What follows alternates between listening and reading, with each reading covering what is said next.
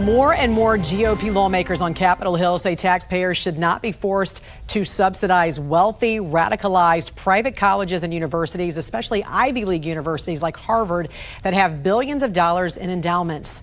The president of Accuracy in Media, Adam Guillette, has been on the forefront of this debate, spending the past 2 decades talking to college students all across the country and confronting violent radicals. And Adam joins us right now to discuss. Good morning to you, Adam. Good to see you. Good morning. You know, you've had this front row seat visiting all of these college campuses, and specifically you say the past 2 years have been very eye-opening for you because of the dangerous anti-American, anti-Semitic harassment you've witnessed, that you've personally seen yourself because you've personally been attacked and affected. Tell us more about some of your personal experiences in this. Yes. So I've visited college campuses for decades, training campus activists and helping people learn how to organize for political advancement.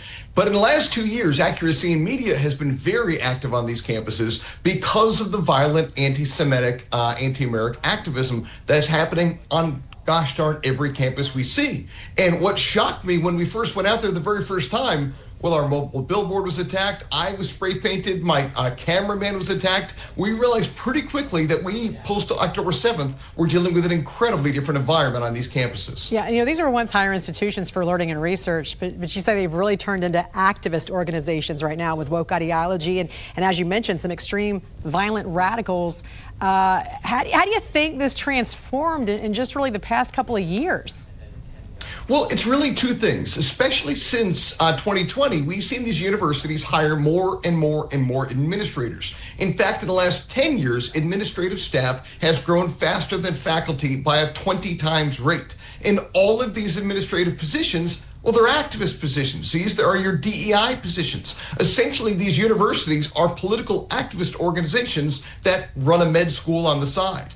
And then the other thing that we've seen from DEI is it's really kind of supercharged anti-Semitism and anti-Americanism. It tells people that America is an evil oppressor state. England, Israel, these are evil oppressor states. And if you use violence against an oppressor, whether it's on October 7th or on a battlefield, well, that's merely resistance to oppression. So they've kind of joined together with the Islamist radicals and with kind of the Marxist radicals into a DEI-focused violent movement.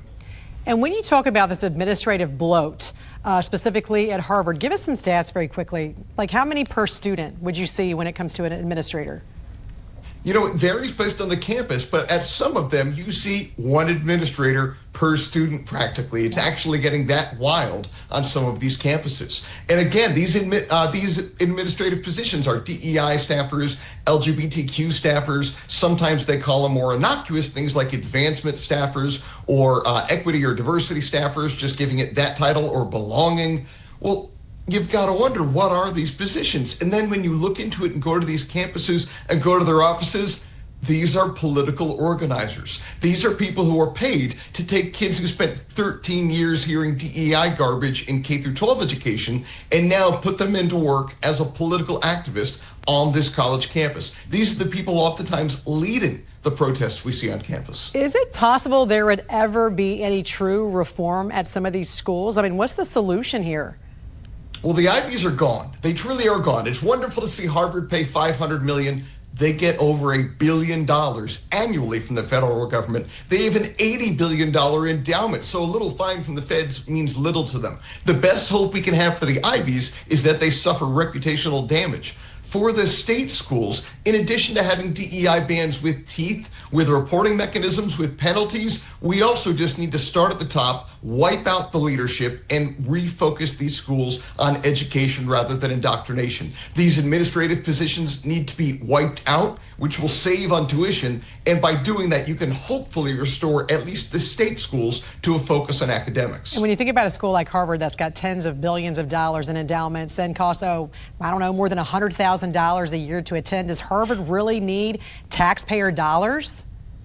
Exactly. Why are we funding radicalized institutions with an endowment larger than some gross domestic product of many countries? And institutions like Columbia, where the anti-Semites are so radical that I was receiving literally personally death threats from Columbia-affiliated activists nearly every day for over a year. I was assaulted at Columbia as well. I was swatted 13 times after we got active at Columbia. Swatting, where someone called my law enforcement agency claimed I had a gun to the head of my wife in the hopes that a SWAT team would storm into my home and accidentally shoot me. I dealt with that for 13 times after visiting Columbia regularly starting the fall of 2023. These are the kinds of dangerous radicals we're dealing with. Wow. All right, President of Accuracy in Media, Adam Guillette, we appreciate your insight and you coming on.